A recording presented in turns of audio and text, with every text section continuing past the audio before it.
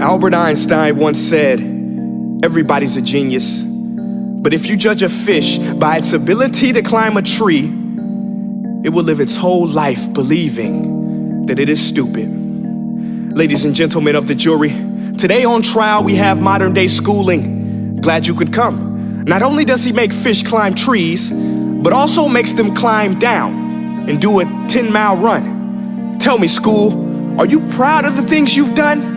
Turning millions of people into robots, do you find that fun? Do you realize how many kids relate to that fish swimming upstream in class, never finding their gifts, thinking they are stupid, believing they are useless? Well, the time has come, no more excuses. I call school to the stand and accuse him of killing creativity, individuality, and being intellectually abusive.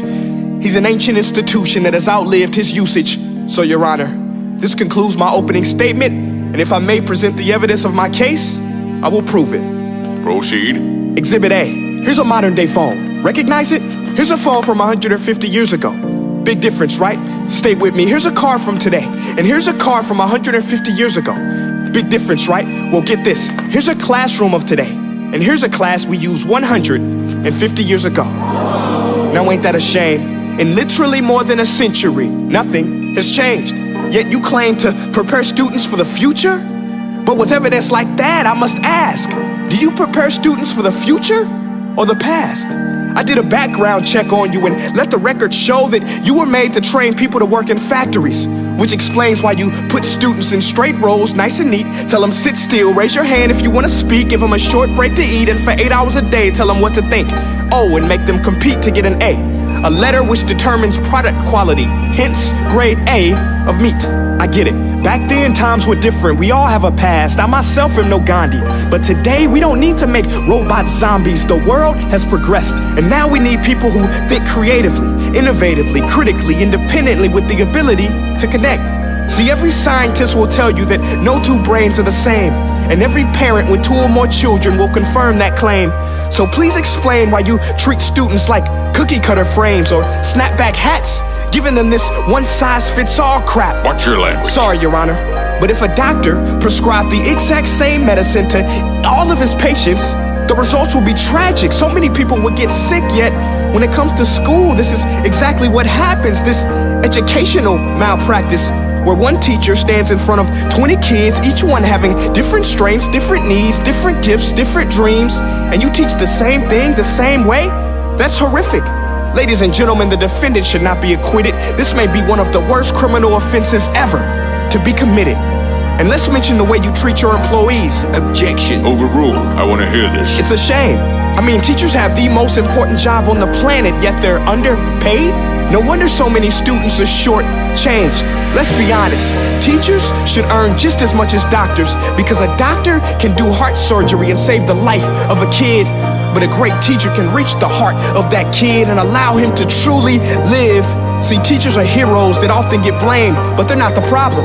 They work in a system without many options or rights. Curriculums are created by policymakers, most of which have never taught a day in their life. Just obsessed with standardized tests. They think bubbling in a multiple choice question will determine success. That's outlandish.